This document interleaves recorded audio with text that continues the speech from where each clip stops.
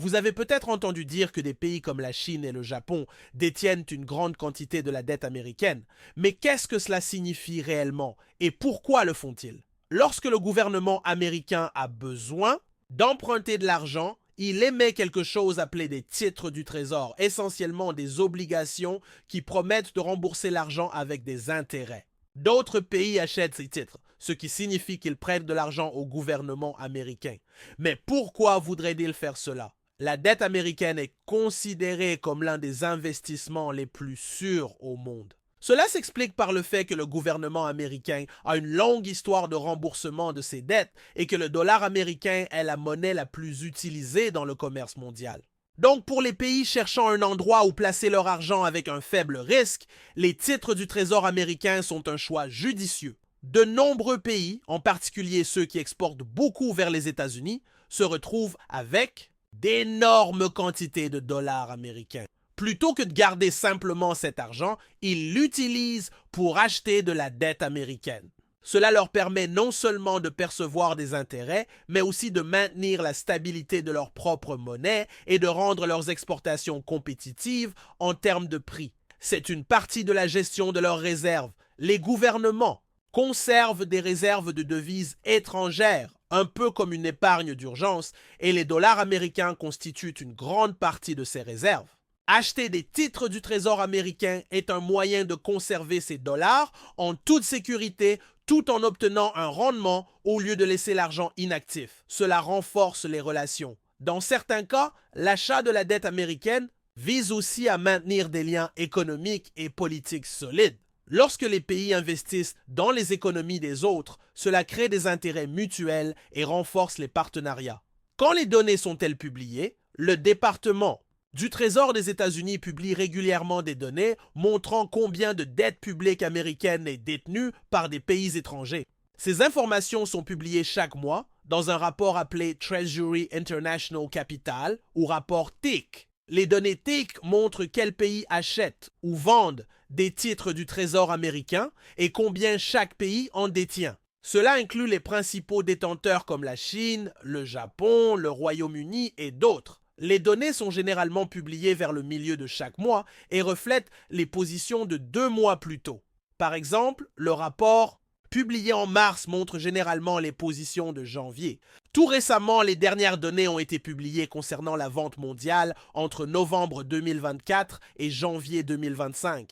Les gouvernements étrangers et les centres financiers ont considérablement réduit leurs avoirs en titres du Trésor américain, signalant un changement global dans la stratégie d'investissement international et une réévaluation potentielle de la dette américaine comme un actif refuge. Cette période a marqué l'une des plus grandes ventes de dettes américaines par des détenteurs étrangers de mémoire récente, avec presque tous les principaux créanciers réduisant leur exposition. La réduction n'était pas isolée à une région ou à un groupe de pays, mais était d'envergure mondiale. Des nations d'Amérique du Nord, d'Europe, d'Asie et du Moyen-Orient ont diminué leurs avoirs, avec une vente totale estimée à plus de 390 milliards de dollars pendant cette période de 3 mois. Parmi les plus grands vendeurs figurait le Brésil, qui a conduit le mouvement en se débarrassant d'environ 55,9 milliards de dollars en titres du Trésor américain.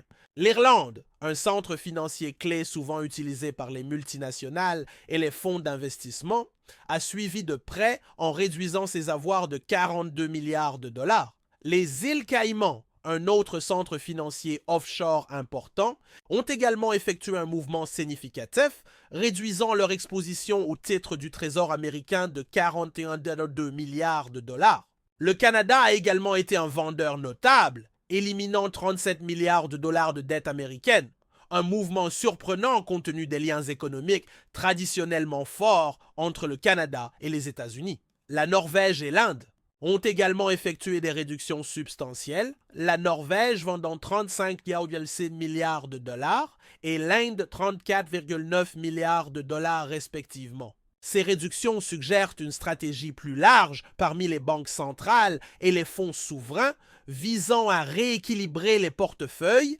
gérer les risques de change ou réduire la dépendance vis-à-vis des actifs américains. Même Le Royaume-Uni, l'un des plus grands et des plus constants détenteurs de titres du Trésor américain, a réduit ses avoirs de 26,6 milliards de dollars pendant cette période.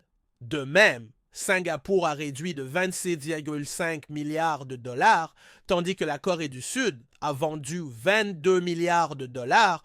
Tous deux des ajustements significatifs comptent, tenu de leur participation historique sur le marché des obligations américaines. Étonnamment, même le Japon et la Chine, les deux plus grands détenteurs étrangers de titres du Trésor américain, ont participé à la vente, chacun réduisant ses avoirs de 7,8 milliards de dollars.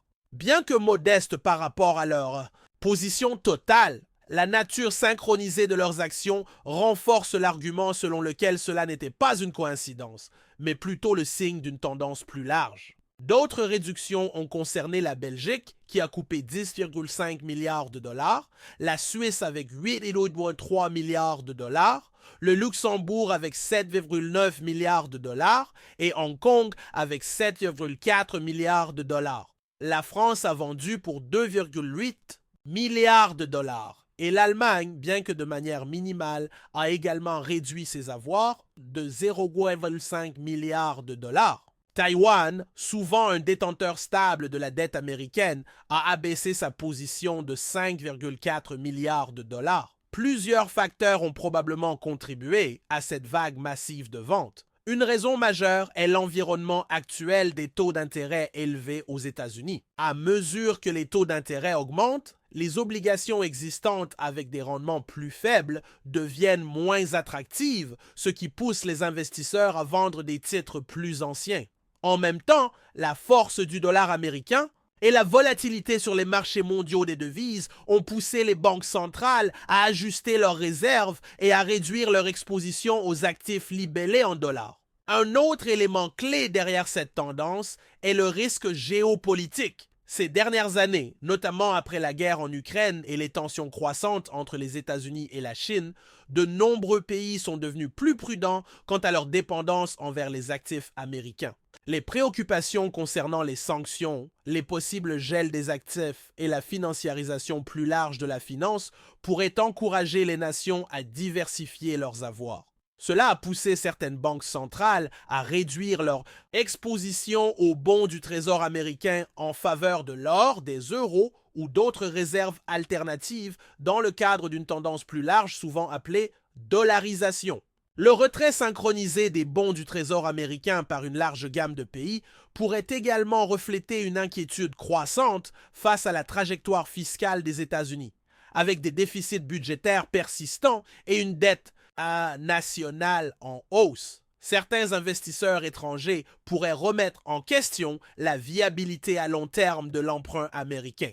Le fait que cette vente ait eu lieu dans le contexte d'une transition politique potentielle, avec le retour de Donald Trump sur le devant de la scène politique, pourrait avoir renforcé la prudence parmi les détenteurs internationaux. Entre novembre 2024 et janvier 2025, des nations étrangères ont cédé près de 390 milliards de dollars en titres du Trésor américain, un changement dramatique et coordonné loin de la dette américaine, qui reflète une inquiétude croissante à l'international. Bien que des facteurs macroéconomiques comme les taux d'intérêt élevés et la volatilité des devises aient joué un rôle, le timing de cette vente n'est pas une coïncidence. Elle coïncide directement avec le retour de Donald Trump à la présidence des États-Unis en janvier 2025.